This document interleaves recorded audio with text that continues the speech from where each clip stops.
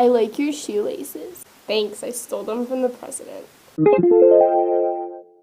Hey guys, it's me again. I'm by myself because Alex is studying for her for her final this weekend. She's studying very hard. So it's just me, which is okay, right? Additionally, I'm kind of sick right now, so if I sound a little weird, that's what's up with that. We're going to be in California very soon, so hopefully the next time you see me, I will be not sick, and also with Dana and the other Pallet Town pals, and maybe we'll even film something. Except we probably won't film anything, because we always say that we're going to film things and we don't film them. So today I'm going to talk about the internet, and specifically some things that I've noticed on a few of the sites that I frequent. I love the internet. I spend way too much time on it, but sometimes I find myself a little irritated by my fellow internet users and some of the things that they do. So I'm just going to go through a few websites and tell you some things that I don't really like about them. Tumblr. I enjoy Tumblr a lot, but sometimes I get a little annoyed by the user base. Specifically, their tendency to get very up in arms about certain social issues, which isn't always a bad thing, but I think sometimes they can be a little oversensitive. They're very adamant about things like privilege. Oh, you cisgendered scum, why aren't you more appreciative of the privileges that you have? And while on the one hand it's been kind of eye-opening, it also gets a little grating after a while.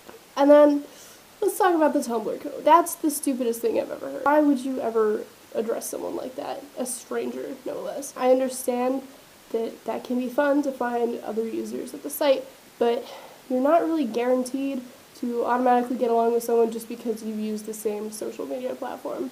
I think that's silly. And then finally, I feel like Tumblr likes to generalize their own user base as this quirky individual. I think they're sort of a typical Tumblr user that one would imagine, and I think a lot of people on the site spend a lot of time trying to reinforce that image and establish it as the Tumblr image. And while that's nice and that can be cool to be part of a community like that, it also could be alienating, and also it's a little annoying. I don't want to tell people that I have a Tumblr and have them assume that I'm quirky. So yeah, YouTube. YouTube is a site that I spend a lot of time on also, obviously, both as a viewer and a creator. I find that the majority of YouTube creators are awesome. A lot of the viewers sometimes are not, and that I think is just the nature of YouTube, in that it draws a lot of people from a lot of different demographics. That's really cool, but it also leads to a lot of, I guess, ignorant comments and trolls and things like that. And while that's all fine and dandy and you can go laugh at the idiots on YouTube, it also is a little detrimental maybe to someone who's using the site. I personally don't get bothered by it, but I've been spending lots of time on the internet. I get very desensitized to it, but the fact remains that it's sometimes explicit, or it's just really inappropriate or obnoxious or ignorant, which can be annoying. Reddit. Reddit's probably my favorite website, and in my time on Reddit, I have come to notice more and more often a lot of things that kind of bother me.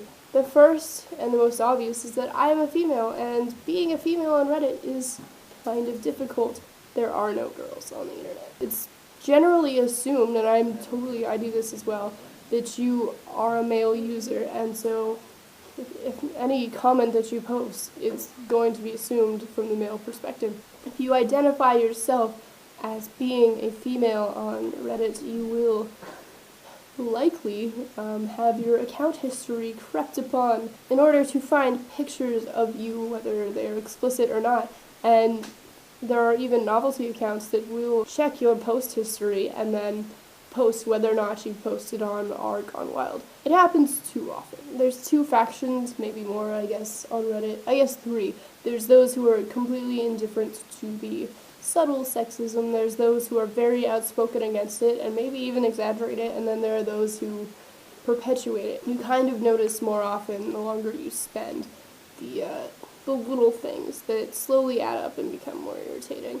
And then furthermore, the longer I've spent on Reddit, I've noticed that the default subreddits have degraded considerably. This is a pretty common sentiment among older users. I'm not really even that old of a user, but I mean 2 years is, I guess, considerable. I think I sort of came at the very beginning, or maybe just before this sort of boom in the user base where a lot more people were discovering and using the site, and it absolutely impacted the default subreddits, obviously, because these new users were coming into these subs. The majority of the people who upvote and downvote content never visit the comments section. So you'll have posts that are top rated, but all of the comments on those posts are refuting the post or complaining about its presence on the front page. I think in general, newer users aren't inclined to delve into the comments. I know I was not.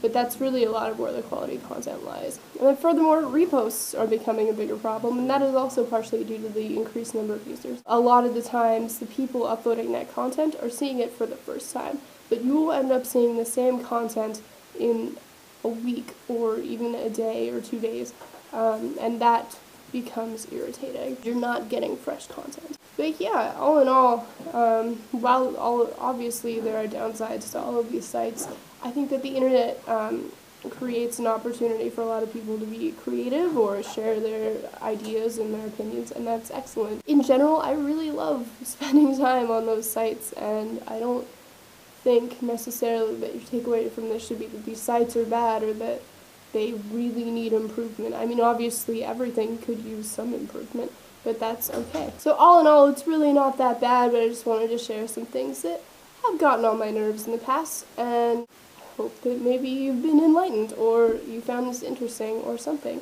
In the meantime, I'm going to go, but I shall see you next time, hopefully with Dana. Bye! You find. I kind of want to film you, but I don't want to move the camera. Oh no! Everybody's spotted.